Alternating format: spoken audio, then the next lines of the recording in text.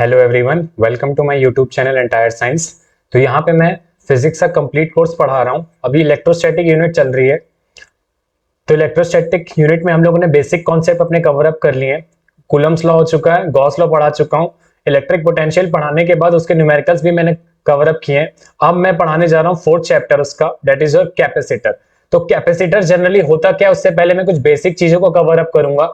तो पहला हम लोग देखते हैं अपना डाइलेक्ट्रिक्स। What are dielectrics? तो पहले डाइलेक्ट्रिक को समझना जरूरी है, क्योंकि कैपेसिटर्स में जब हम लोग यूज करते हैं डाइलेक्ट्रिक्स को, तो उससे पहले अगर हमें डाइलेक्ट्रिक्स क्लियर रहेगा तो वहां पे प्रॉब्लम नहीं होगी। तो व्हाट आर डाइलेक्ट्रिक्स? तो डाइलेक्ट्रिक्स जनरली होते क्या हैं?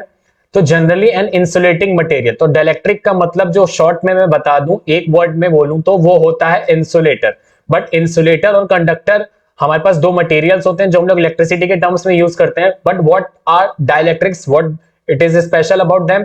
तो जनरली लोगों के बारे में देखो, यहाँ पे डेफिनेशन इसकी जो होती है वो होती है इंसुलेटर और non conducting medium is called a dielectric. मतलब कि एक नॉन कंडक्टिंग मीडियम जो कि कंडक्ट ना करता हो, या उसको हम लोग इंसुलेटर भी बोल सकते हैं, या तो नॉन कंडक्टिंग मीडियम, वो हमारे पास क्या कहलाता है? डाइलेक्ट्रिक। तो बहुत शॉर्ट में अगर इसकी डेफिनेशन बताऊं तो वो होता है एक इंसुलेटर और नॉन कंडक्टिंग मीडियम भी कह सकते हो। थोड़ा सा और इसको प्रिसाइजली अगर मैं इलेक्ट्रॉनिक लेवल पे समझाऊं या एटॉमिक लेवल पे, तो वहां पे हमारे पास उसका मतलब होता है an insulating material in which all the electrons are tightly bound in their nucleus। मतलब कि ऐसा मटेरियल जिसमें सारे इलेक्ट्रॉन्स उसके क्या रहते हैं? टाइटली बाउंड रहते हैं उसके न्यूक्लियस के अंदर। तो this is known as your dielectrics. तो डाइलेक्ट्रिक्स की ये डेफिनेशन थोड़ी सी प्रिसाइज है, और अगर इसकी प्रिसाइज डेफिनेशन में बताऊं तो बता आ नॉन कंडक्टिंग मटेरियल, एक ऐसा नॉन कंडक्टिंग मटेरियल जिसमें इंड्यूस होते हैं charge produce on their faces on the application of electric fields are called dielectrics.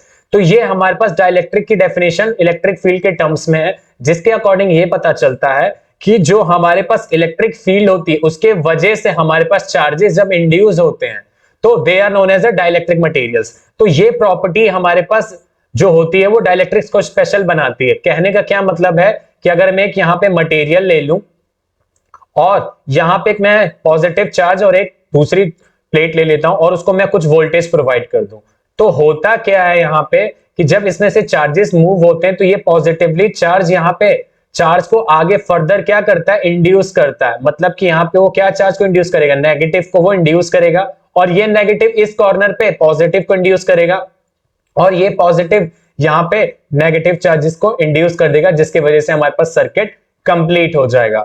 तो इसका मतलब ये होता है कि dielectrics generally non conducting material तो होते हैं, पर वो चार्जेस को इंड्यूस कर सकते हैं। इंड्यूस होने का मतलब कि यहां पे जब मैं इसको वोल्टेज सप्लाई कर रहा हूं एक मेटल की प्लेट को, तो यहां पे मेरा जो डाइलेक्ट्रिक सब्सटेंस मैंने ले रखा है, यहां पे अगर मैं डाइलेक्ट्रिक सब्सटेंस एक ले लूं, तो यहां पे वो क्या कर रहा है?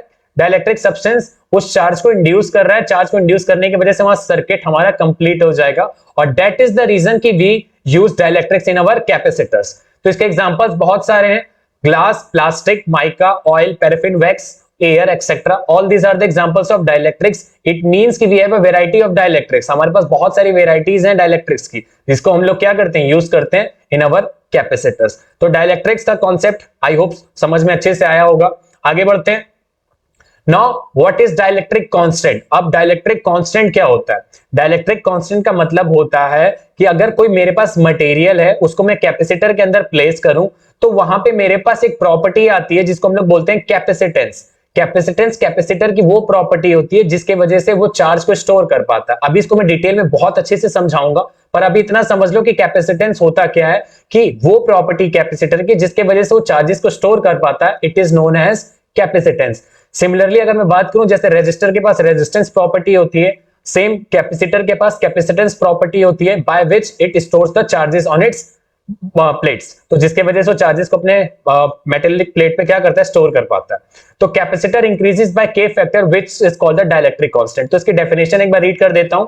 When a dielectric material is placed between the plates of capacitor, जब मैं मान लो एक प्लेट्स के बीच में, कैपेसिटर के बीच में एक डाइलेक्ट्रिक मटेरियल रख दूंगा, तो वहां पे मेरे पास कैपेसिटर कैपेसिटेंस उसकी क्या हो जाएगी? इंक्रीज हो जाएगी बाय द फैक्टर ऑफ के। ये फैक्टर ऑफ के ही हमारे पास क्या कहलाता है? Dielectric constant. मतलब क्या कि हर हर डाइलेक्ट्रिक का खुद का एक वैल्यू होगा जिसके अकॉर्डिंग वो चार्जेस को इंड्यूस कर पाएगा, और उसी को हम लोग उसका डाइलेक्ट्रिक कांस्टेंट बोलते हैं, या तो स्पेसिफिक इंडक्टिव कैपेसिटी भी बोल सकते हो। तो स्पेसिफिक इंडक्टिव कैपेसिटी बहुत प्रिसाइज बुक्स में लिखा हुआ है, जैसे एनसीईआरटी में इसको मेंशन किया हुआ है, बट अगर तुम उसको डाइलेक्ट्रिक कांस्टेंट भी बोलोगे तो उससे कोई प्रॉब्लम नहीं है। तो K की वैल्यू क्या होती है यहाँ पे हमारे पास C not be the capacitor of capacitor. मान लेते हैं कि अगर मेरे पास दो कैपेसिटर, इसको जरा डायग्राम से अच्छे से एनालाइज करके समझ लो। एक मैंने कैपेसिटर लिया है और उसको कुछ वोल्टेज प्रोवाइड की है, और एक कैपेसिटर मैंने लिया है विद डाइलेक्ट्रिक, उसको भी मैंने कुछ वोल्टेज प्रोवाइड की है। तो यहाँ पे प्लस माइनस एंड दिस। तो दोनों ही में यहां पे जो मेरे पास कैपेसिटेंस होगी, यहां पे जो मेरे पास कैपेसिटेंस आ रही है दैट इज योर कैपेसिटर 1 और इसको बोल दिया कैपेसिटर 2। ठीक, तो मेरे पास अगर कैपेसिटेंस होगी कैपेसिटर की without the electric field and the capacitance with the dielectric field, तो अगर मेरे पास डाइलेक्ट्रिक के बाद होगा और उसके वजह से, तो मेरे पास अगर C not be the capacitance of capacitor without the electric field, अगर मेरे पास कैपेसिटर किसी कैपेसिटर का बिना इलेक्ट्रिक फील्ड का कितना है C नॉट है, उसको मैं क्या बोल रहा हूं C नॉट है। फिर मैं वहां पे एक डाइलेक्ट्रिक ले आया, फिर वहां पे मैं क्या ले आया, उसी कैपेसिटर में मैं डाइलेक्ट्रिक ले आया, फिर उसकी कैपेसिटेंस मेरे पास क्या बन गई C बन गई। तो इन्हीं दोनों के रेशियो को, मतलब कि C divided by C not के रेशियो को मैं वहां पे क्या बोलूंगा, that is your dielectric constant. तो डाइलेक्ट्रिक कांस्टेंट का मतलब होता है कि जो मेरे पास कैपेसिटेंस डाइलेक्ट्रिक यूज करने से पहले हो उस कैपेसिटर का और यूज करने के बाद हो, दोनों का जो मैं रेशियो निकालूंगा it will be known as a dielectric constant. तो ये टर्म अच्छे से समझना है। It is defined as the ratio of capacitance of a given capacitor completely filled with the material of a capacitance in vacuum. तो इसकी definition दी हुई है, डेफिनेशन चाहो तो अपने टर्म्स में याद कर सकते हो कि कैपेसिटर का डाइलेक्ट्रिक यूज करने से पहले का कैपेसिटेंस और बाद में यूज करने के बाद का जो कैपेसिटेंस है, दोनों के रेशियो को मैं जो निकालूंगा वो मेरे पास क्या कहलाएगा, डाइलेक्ट्रिक कांस्टेंट। यहां पे कुछ वैल्यू समझा देता हूं, जैसे कि वैक्यूम के लिए जो K की वैल्यू होती है वो 1 होती है, और एयर के लिए भी प्रिसाइजली अगर मैं बोलूं तो 1 होती है, बट अगर बहुत एक्यूरेट आंसर चाहिए मुझे तो उसको मैं कितना लूंगा, 1.0006। ग्लास के लिए जो होती है वो 6 होती है, और वाटर के लिए देखो बहुत ज्यादा होती है, वाटर के लिए तुम्हारे पास 80 होती है। आई थिंक मैंने यहाँ पे मिसप्रिंट ले 800 लिख दिया, ये 80 होती है। ओके, तो dielectric constant of a conductor is infinite. तो जो डाइलेक्ट्रिक कांस्टेंट होती है कंडक्टर की वो क्या होती है, इनफिनाइट होती है। अब कंडक्टर की बात अगर मैं करता हूं, जैसे कि सिल्वर, कॉपर, गोल्ड या दूसरे कंडक्टर्स, तो उनमें जो कंडक्टिविटी होता है, डाइलेक्ट्रिक कांस्टेंट होता है वो बहुत ज्यादा होता है, इस वजह से उनको हम लोग क्या बोलते हैं, इनफिनाइट। और for that purpose we didn't use any conductors in our capacitor. इसी रीजन से हम लोग कोई भी कैपेसिटर यूज नहीं कर कंडक्टर यूज नहीं करते हैं एज अवर डाइलेक्ट्रिक्स। तो बीच में हम लोग कैपेसिटर के कोई भी कंडक्टर नहीं यूज करते बिकॉज उनकी डाइलेक्ट्रिक कांस्टेंट बहुत ज्यादा होती है। ठीक है, नेक्स्ट। अब हमारे पास जो डाइलेक्ट्रिक्स होते हैं वो दो तरीके के डिवाइड किए जा सकते हैं। मटेरियल के पर्पस से अगर मैं बात करूं तो दो तरीके से उनको मैं डिवाइड कर सकता हूं। पहला होता है पोलर डाइलेक्ट्रिक मॉलिक्यूल और दूसरा होता है हमारे पास नॉन पोलर। तो पहले हम लोग पोलर को समझते हैं, देन उसके बाद नॉन पोलर को समझेंगे। तो पहला क्या है, material whose molecule have a permanent dipole moment are called polar dielectric. मतलब कि जिसके पास परमानेंट डाइपोल हो, परमानेंट डाइपोल मतलब कि अगर यहाँ पे एक नेगेटिव और एक पॉजिटिव हो और दोनों के बीच की जो डिस्टेंस होती है, हम लोग उसको यहाँ पे P इक्वल टू 2 QL पढ़ते थे ना, वो डाइपोल मोमेंट, वही डाइपोल मोमेंट अगर किसी भी डाइलेक्ट्रिक मटेरियल के पास परमानेंटली हो तो it will be known as a polar dielectric. अगर इसको मैं दूसरी डेफिनेशन के टर्म में थोड़ा सा प्रिसाइजली डिफाइन करूं तो क्या होगा वो, a molecule in which the center of positive charge does not coincide with the center of negative charge is called the polar molecule। तो polar molecule जनरली वो होते हैं कि जो पॉजिटिव चार्ज जो होगा वो अपने सेंटर के साथ कोइंसाइड नहीं करेगा नेगेटिव चार्ज के साथ, मतलब कि वो दोनों अलग अलग सेपरेटली एक डाइपोल मोमेंट जैसा हमें शो होंगे, तो it will be known as a polar dielectric. Examples यहाँ पे देखो, HCl है, NaOH है, तो एक एग्जांपल समझा देता हूं। जैसे कि HCl में हमें पता है कि H पॉजिटिव होता है और Cl नेगेटिव होता है, तो मिलके ये क्या बन गए, एक डाइपोल बन गए। सिमिलरली अगर मैं H2O की बात करता हूं वाटर के लिए, तो वाटर में भी H हमारे पास पॉजिटिव होता है और O नेगेटिव होता है, तो यहां भी हमारे पास एक डाइपोल हमें मिल रहा है। तो ऐसे मॉलिक्यूल्स जिसमें पॉजिटिव और नेगेटिव डाइपोल मोमेंट हमें शो हो, मतलब कि दो चार्जेस में पॉजिटिव एक नेगेटिवली वो हमें एक डाइपोल मोमेंट बना के दे, वो हमारे पास क्या कहलाते हैं, पोलर डाइलेक्ट्रिक्स। एग्जाम्पल इसका NaCl, NaOH, H2O, NH3, CO2 etcetera, बहुत सारे एग्जाम्पल याद कर सकते हो। अब polar molecule does not have a symmetrical shape. What it means, इसका मतलब ये होता है कि इनके पास सिमेट्रिकल शेप नहीं होता है। सिमेट्रिकल शेप अगर मैं इन शॉर्ट बोलूं तो उसका मतलब होता है कि ऐसे शेप जो कि सिमेट्रिक को फॉलो करते हो, मतलब कि एक प्रॉपर शेप बनाते हो, तो it will be known as a symmetrical shape. तो यहाँ पे एग्जांपल देखो, यहाँ पे ऑक्सीजन, मैंने यहाँ पे H2O को समझाया हुआ है, देखो ये H2O है, तो O के साथ क्या कनेक्टेड है, एक H यहाँ पे कनेक्टेड है और एक H यहाँ पे कनेक्टेड है। तो यहाँ पे मेरा जो डाइपोल मोमेंट है ये देखो इसके वजह से बन रहा है, दैट इज, और ये देखो एंगल कितना है क्या बन रहा है, 105 एंगल का। तो ये जनरली नेगेटिव के साथ दो, एक पॉजिटिव यहाँ पे कनेक्टेड है, एक पॉजिटिव, क्योंकि H2 होते हैं ना, और O क्या है मेरे पास, नेगेटिव, मतलब कि नेगेटिव चार्ज की वजह से दो चार्जेस क्या है यहाँ पे कंबाइंड है। तो ये मेरे पास एक प्रॉपर डाइपोल बनाने का प्रोसेस होता है। ये एटॉमिक लेवल पे ऐसा कुछ शो होता है, इस वजह से मैंने यहाँ डायग्राम में थोड़ा सा एक्सप्लेन कर दिया। अगर मैं इसको थोड़ा सा और एक्सप्लेन करूं तो यहाँ पे देखो H2O, जैसे कि इसी डायग्राम को अगर मॉलिक्यूल लेवल पे देखोगे तो कुछ इस तरीके से दिखेगा, O यहाँ पे नेगेटिव है, O यहाँ पे मेरे पास नेगेटिव है, H पॉजिटिव, एक इससे अट्रैक्टेड है और एक इससे अट्रैक्टेड है। इसकी अगर वैलेंसी अगर मैं समझा दूं तो हमारे पास ऑक्सीजन के लिए कितना होता है, 2,6, मतलब कि जो ऑक्सीजन का लास्ट ऑर्बिट खाली होता है उसमें दो होते हैं। इसी रीजन से H2O में हम लोग दो हाइड्रोजन को यूज करते हैं H2O बनाने के लिए। तो H2O में एक हाइड्रोजन पॉजिटिव यहां अटैच होगा और एक यहां पे अटैच होगा, और दोनों नेगेटिव के साथ क्या होंगे, कंबाइन हो जाएंगे और वो एक बन जाएगा H2O। तो इसी रीजन से मेरे पास यहाँ पे एक पोलर मॉलिक्यूल क्रिएट हो पाता है। तो पोलर मॉलिक्यूल के बारे में दो चीजें बहुत अच्छे से समझनी है, पहला कि वो एक परमानेंट डाइपोल होता है, दूसरा कि वो सिमेट्रिकल शेप नहीं शो करता है। ओके, और एग्जांपल्स इसके एक आने चाहिए, एग्जांपल्स भी तुम्हें नोन होने चाहिए कि बेस्ट एग्जांपल है H2O ले लो या HCl ले लो, एक ऐसा मॉलिक्यूल जिसमें एक पॉजिटिव और एक नेगेटिव, वो केमिस्ट्री में बहुत सारे हैं, तो कोई भी एग्जांपल अच्छे से याद कर सकते हो। नेक्स्ट देखते हैं नॉन पोलर डाइलेक्ट्रिक्स। तो नॉन पोलर डाइलेक्ट्रिक्स जनरली वो होते हैं जिनमें जीरो डाइपोल होता है, मतलब कि इनका जो डाइपोल मोमेंट होता है वो जीरो होता है, और डेट पर्पस के हिसाब से वो लोग हमारे क्या बन जाते हैं, नॉन पोलर। तो नॉन पोलर जनरली वो क्या होते हैं, तो यहाँ पे मैंने नॉन पोलर, इसको नॉन पोलर लिख लो, ये क्या है, नॉन पोलर डाइलेक्ट्रिक कहलाता है। अगर थोड़ा सा और प्रिसाइजली बात करूं तो पॉजिटिव चार्ज कॉन्साइड करता है जो नेगेटिव चार्ज के साथ, वो हमारे पास नॉन पोलर मॉलिक्यूल कहलाते हैं। डायग्राम से ज्यादा क्लियर होगा तो डायग्राम जरा समझ लो। जैसे यहाँ पे CO2 बना हुआ है, या H2O की बात पहले कर लेते हैं, तो H भी एक पॉजिटिव और ये भी एक पॉजिटिव है, दोनों कंबाइन हो रहे हैं और एक मेरे पास मॉलिक्यूल बना रहे हैं, दैट इज H2। तो यहाँ पे जो डाइपोल मोमेंट है वो जीरो है, मतलब कि डाइपोल मोमेंट के लिए हमारे पास क्या चाहिए, P इक्वल टू 2QL, मतलब दो चार्जेस होने चाहिए ऑफ अपोजिट नेचर, 2QL।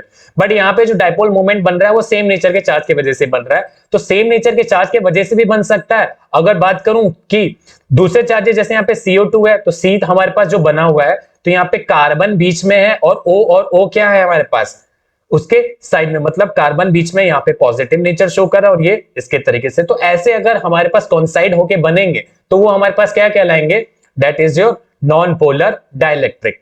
तो अगर मैं इलेक्ट्रिक फील्ड यहाँ पे देखो जीरो देता हूं, इलेक्ट्रिक फील्ड यहाँ पे अगर मैंने प्रोवाइड की है वो बहुत कम की है, तो उसके केस में होगा क्या, सी अगर इलेक्ट्रिक फील्ड यहाँ पे जीरो है तो यहाँ पे ये कुछ इस तरीके से दिखेंगे, बट जैसे ही इलेक्ट्रिक फील्ड में इस पे is not equal to zero, मतलब कि इलेक्ट्रिक फील्ड यहाँ पे मैं अप्लाइड करूंगा, तो ये देखो क्या हो रहा है कि डाइपोल मोमेंट्स के टर्म्स में क्या हो रहे हैं, फॉर्म हो रहे हैं, मतलब कि ये थोड़े से क्या हो रहे हैं, बीच से सेपरेट हो रहे हैं, जिसकी वजह से वो पोलर जैसा शेप लेने की कोशिश कर रहे हैं, जिसकी वजह से चार्जेस इंड्यूस हो पाते हैं। इसको चीज को डायग्राम में थोड़ा सा समझा देता हूं, ज्यादा क्लियर हो जाएगा। सी मैंने बोला कि अगर मैं एक मेटेलिक प्लेट में बीच में एक डाइलेक्ट्रिक को भर देता हूं, तो डाइलेक्ट्रिक में जनरली होता क्या है कि पहले से ही मॉलिक्यूल्स प्रेजेंट होते हैं। ये वाला डायग्राम देख लो, पहला वाला, सिर्फ पहला वाला डायग्राम और दूसरा वाला डायग्राम। तो पहले वाले डायग्राम में यहाँ पे ये चीज समझ में आ रही है कि वो ऐसे कंबाइन फॉर्म में, तो जैसे ही मैं चार्ज को, प्लेट को पॉजिटिव चार्ज दूंगा ना, तो होता क्या है कि जो नेगेटिव वाले चार्जेस हैं वो इसकी तरफ फ्रैक्टेक्ट होने लगेंगे और मेरे पास सेकंड डायग्राम जैसा जो ये चार्जेस हैं उस तरीके से डिस्ट्रीब्यूट होने लगेंगे, और इसी रीजन के वजह से वो एक कंडक्टिविटी को आगे प्रोसेस को कंडक्ट करा पाएंगे। तो नॉन पोलर जो डाइलेक्ट्रिक मॉलिक्यूल्स होते हैं वो जब पॉजिटिवली चार्ज प्लेट हमारे पास होती है तो नेगेटिव पॉजिटिव की तरफ बढ़ता है, और इस रीजन के वजह से यहाँ पे चार्जेस इंड्यूस होते हैं, और इसी रीजन से यहाँ पे नेगेटिव चार्जेस इंड्यूस हो जाते हैं, और ये नेगेटिव पॉजिटिव पॉजिटिव को रिपेल करता है, और इसी रीजन से पॉजिटिव यहाँ पे क्या हो जाते हैं, इधर की तरफ, और यहाँ पे वो नेगेटिव को इंड्यूस कर देते हैं, और ये रीजन की वजह से हमारा सर्किट क्या हो जाता है, कंप्लीट हो जाता है कैपेसिटर का। तो अभी कैपेसिटर जब समझाऊंगा तो उसको एक बार फिर से और क्लियर करूंगा, अभी ये समझना है कि हमारे डाइलेक्ट्रिक्स कैसे काम कर रहे हैं। नेक्स्ट, अब इलेक्ट्रिक पोलराइजेशन ऑफ मैटर। अब ये electric polarisation of matter concept बहुत इंपॉर्टेंट चीज है। क्यों इंपॉर्टेंट है, क्योंकि हमको ये समझना है कि जब पोलर और नॉन पोलर हम लोग डाइलेक्ट्रिक्स लेते हैं तो वहां पे जब मैं इलेक्ट्रिक फील्ड अप्लाई करता हूं तो वहां पे जनरली होता क्या है। जनरली अगर मैं चार्जेस की बात करूं तो डायपोल मोमेंट में कुछ इस तरीके से शो होते हैं चार्जेस। ये एरो जो होता है ना वो तुम्हारे पास इस तरीके से डायपोल को शो करता है, तो एरो हमारे पास डायपोल मोमेंट को शो करने का तरीका है। तो यहाँ पे देखो जो, हाँ चाहे एक और डायरेक्शन याद रखना, जो डायपोल मोमेंट की डायरेक्शन एरो के हिसाब से बनी हुई है वो तुम्हारे पास डायपोल मोमेंट की डायरेक्शन को शो कर रही है। सी व्हेन अ स्लैब और अ डाइलेक्ट्रिक पोलर और नॉन पोलर, मैं जब इलेक्ट्रिक फील्ड में रखता हूं तो वो पहले जब इलेक्ट्रिक फील्ड में नहीं थे तो उनकी डायरेक्शन क्या थी, वो रैंडमली मूव कर रहे थे, मतलब किसी की डायरेक्शन इधर है किसी की डायरेक्शन इधर है, तो वो एक जंबल फॉर्म में डायरेक्शन को मूव कर रहे हैं। बट जब मैं इलेक्ट्रिक फील्ड अप्लाई करूंगा तो वो एक प्रॉपर डायरेक्शन में क्या करने लगेंगे, मूव करने लगेंगे। प्रॉपर डायरेक्शन में मूव करने का मतलब यह है कि वो एक पोलराइज फॉर्म में आगे की तरफ, जिस तरफ इलेक्ट्रिक फील्ड अप्लाइड की गई है उसी डायरेक्शन में क्या हो जाएंगे, पोलराइज हो जाएंगे। और इसी को हम लोग जनरली बोलते हैं इलेक्ट्रिक पोलराइजेशन ऑफ मैटर।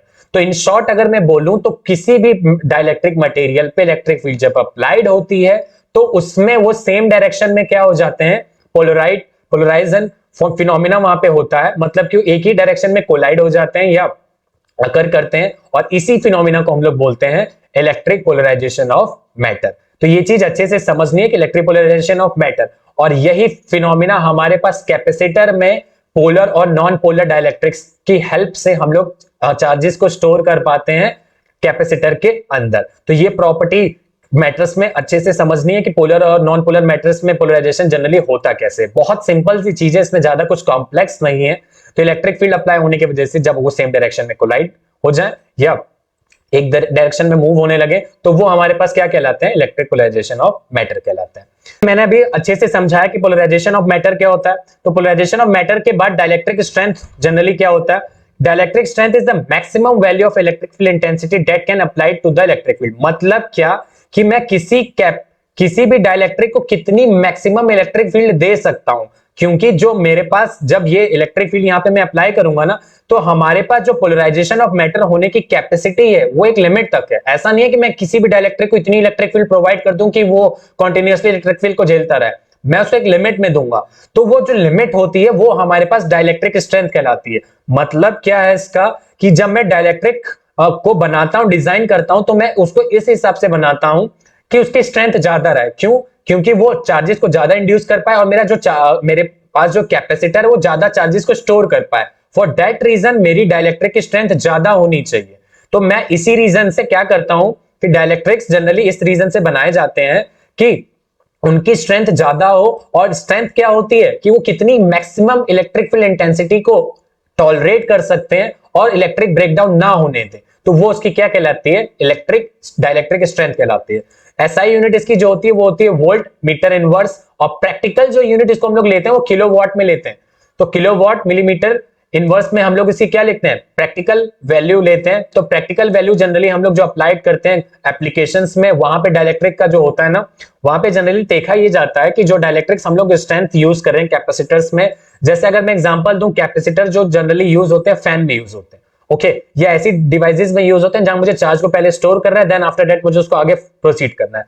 तो हमारे पास जो सबमर्सिबल मोटर होती है उसमें भी इस्तेमाल होता है, वेरियस हमारे इलेक्ट्रॉनिक डिवाइसेस में भी इस्तेमाल किया जाता है, बट उनकी जो लिमिट होती है वो वेरी करती रहती है। अब ऐसा नहीं है कि मैं बहुत हाई वैल्यू कैपेसिटर को फैन में यूज कर दूंगा तो वो फैन अच्छे से चलने लगेगा। इसका मतलब है कि जब हम लोग कोई इलेक्ट्रॉनिक डिवाइस को डिजाइन करते हैं तो उसके डाइलेक्ट्रिक स्ट्रेंथ या कैपेसिटर के स्ट्रेंथ के हिसाब से हम लोग उसको पुट अप करते हैं। तो डाइलेक्ट्रिक स्ट्रेंथ डिसाइड करती है कि कैपेसिटर की स्ट्रेंथ कितनी होने वाली है और वो डिवाइस में कैसे यूज होने वाला है। तो प्रैक्टिकल यूनिट इसके अच्छे से याद रखना, क्योंकि प्रैक्टिकल यूनिट इंपॉर्टेंट है, एग्जाम्स में पूछ सकता है।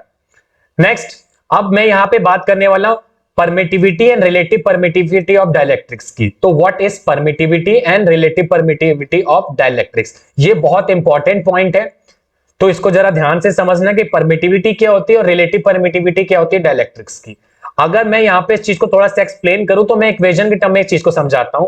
Late an electric field from a point charge, मान लेते हैं कि मेरे पास पॉइंट चार्ज है जिसके पास इलेक्ट्रिक फील्ड है Q, इलेक्ट्रिक फील्ड है कुछ वैक्यूम के अंदर, जिसको मैं दूंगा E equal to 1/4 pi epsilon nought Q upon R square.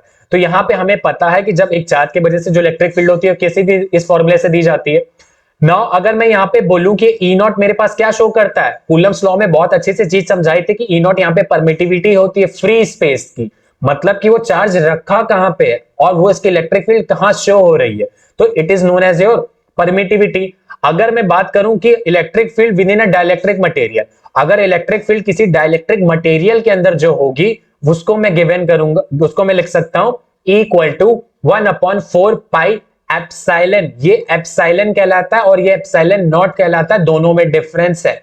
Epsilon not permittivity of free space को समझाता है और जो एप्सिलॉन होता है वो एब्सोल्यूट परमिटिविटी, मतलब हर मटेरियल की खुद की एक परमिटिविटी होती है, वो इस चीज को रिप्रेजेंट करता है। तो याद रखना एप्सिलॉन यहाँ पे एब्सोल्यूट परमिटिविटी है किस चीज की, डाइलेक्ट्रिक मटेरियल की। तो दोनों इक्वेशन को जब मैं यहाँ पे डिवाइड करूंगा तो मेरे पास एक वैल्यू आएगी, वो आएगी E इक्वल टू, दोनों इक्वेशन को डिवाइड करोगे तो यहाँ पे 1/4 पाई एप्सिलॉन नॉट कैंसिल हो जाएगा, ये से कैंसिल हो रहा है, Q अपॉन Q R से कैंसिल हो जाएगा, हमारे पास क्या बचेगा E जो चार्ज के वजह से इलेक्ट्रिक फील्ड है और जो डाइलेक्ट्रिक के अंदर इलेक्ट्रिक फील्ड है, दोनों का जो रेशियो होगा वो होगा हमारे पास एप्सिलॉन अपॉन एप्सिलॉन नॉट का। बट यहां पे हमें पता है कि जो डाइलेक्ट्रिक कांस्टेंट का फॉर्मूला होता है वो होता है C equal to C nought, मतलब कि डाइलेक्ट्रिक जनरली जो K का फॉर्मूला अभी मैंने पीछे बताया, वो बताया कि C, यहां पे देख लो एक बार इस चीज को, यहां पे मैंने जब डाइलेक्ट्रिक का फॉर्मूला बताया तो K equal to C upon C nought बताया। इसका मतलब ये है कि जब कैपेसिटर में इलेक्ट्रिक फील्ड थी और उसके पहले का, तो दोनों के रेशियो को हम लोग उसका क्या कहते हैं, डाइलेक्ट्रिक कांस्टेंट कहते हैं। तो यहां पे जब K की वैल्यू यहाँ पे C और C नॉट होती है तो मैं इसको रिप्लेस कर सकता हूं ना इस वैल्यू से, मतलब कि E अपॉन E नॉट को मैं क्या बोल सकता हूं, डाइलेक्ट्रिक कांस्टेंट बोल सकता हूं। तो यहाँ पे मैंने उसको क्या किया, E और E नॉट से रिप्लेस किया हुआ है, मतलब कि जो उसमें इलेक्ट्रिक फील्ड के टर्म्स में इंटेंसिटी कितनी है उसको मैं क्या कह रहा हूं, डाइलेक्ट्रिक कांस्टेंट बोल रहा हूं।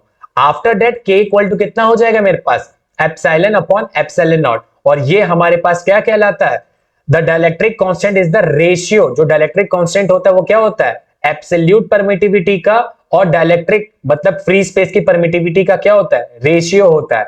तो यहां पे जब मैंने पीछे चीज समझाई थी डाइलेक्ट्रिक कांस्टेंट में, तो मैंने कहा था कि कैपेसिटेंस जब वहां पे इलेक्ट्रिक फील्ड अप्लाइड हो और उससे उसके बाद, तो वो दोनों का रेशियो हमारे पास डाइलेक्ट्रिक कांस्टेंट होता है। पर मैं यहां पे कह रहा हूं कि जो डाइलेक्ट्रिक कांस्टेंट होता है वो होता है एब्सोल्यूट परमिटिविटी और फ्री स्पेस की परमिटिविटी का रेशियो, दोनों में कुछ ज्यादा डिफरेंस नहीं है। दोनों में डिफरेंस सिर्फ वहां पे कैपेसिटेंस के टर्म में बात हो रही थी और यहां पे मैं बात कर रहा हूं एप्सिलॉन और एप्सिलॉन के टर्म्स, एप्सिलॉन नॉट और एप्सिलॉन के टर्म्स में, मतलब कि यहां पे सराउंडिंग के टर्म्स में मैं इस चीज को एज्यूम कर रहा हूं कि डाइलेक्ट्रिक कांस्टेंट सराउंडिंग के हिसाब से तो चार्ज वहां पे स्टोर हो पाएगा ना, जो सराउंडिंग होगी उस चीज की, जनरली सराउंडिंग ही तो ये डिसाइड करेगी ना कि उसमें चार्जेस कैसे इंड्यूस होंगे।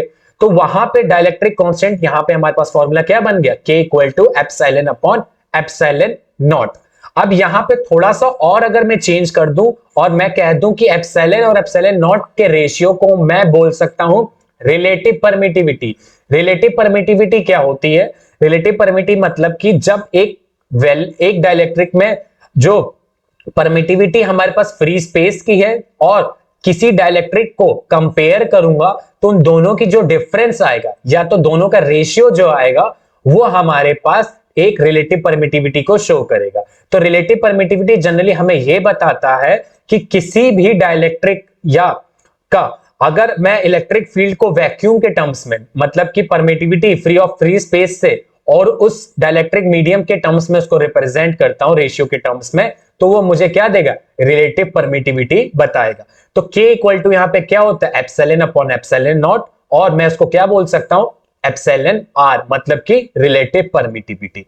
तो द डाइलेक्ट्रिक कांस्टेंट में आल्सो कॉल्ड रिलेटिव परमिटिविटी। तो याद रखना कि डाइलेक्ट्रिक कांस्टेंट को हम लोग जनरली क्या बोल सकते हैं, रिलेटिव परमिटिविटी भी बोल सकते हैं। तो ये चीज बहुत अच्छे से समझनी है क्योंकि ये कॉन्सेप्ट कई बार पूछा जा चुका है एग्जाम में, इससे क्वेश्चंस बनने की बहुत सारी चांसेस हैं। तो इस चीज को अच्छे से समझ लेना कि डाइलेक्ट्रिक कांस्टेंट और रिलेटिव परमिटिविटी में क्या कॉम्बिनेशन होता है, मतलब कि दोनों में सिमिलैरिटी क्या होती है। दोनों में सिमिलैरिटी सिर्फ सिंपल सी है कि यहाँ पे एप्सिलॉन अपॉन एप्सिलॉन नॉट दोनों में क्या है, शो हो रहा है, और इसी को हम लोग डाइलेक्ट्रिक कांस्टेंट भी बोल सकते हैं या तो रिलेटिव परमिटिविटी भी बोल सकते हैं। तो इस वीडियो में सिर्फ इतना ही। अगर चैनल अच्छा लग रहा हो, कॉन्सेप्ट मेरे अच्छे से समझ में अच्छे से आ रहे हो सबको, तो चैनल को लाइक करो, सब्सक्राइब करो और शेयर करो, और मुझे इतनी जल्दी चैनल को बढ़ाने में हेल्प करो कि मैं जल्दी से लाइव क्लासेस लेकर सकूं, तो वो ज्यादा एक्साइटिंग होगा, मेरी इंटरेक्शन तुम लोगों तक ज्यादा से अच्छे से हो पाएगी। तो वहां पे मैं ज्यादा अच्छे से चीजों को एक्सप्लेन करने के लिए तुम्हारे फीडबैक के हिसाब से चीजों को अच्छे से समझा पाऊंगा। तो मिलते हैं नेक्स्ट वीडियो में, टिल देन थैंक यू।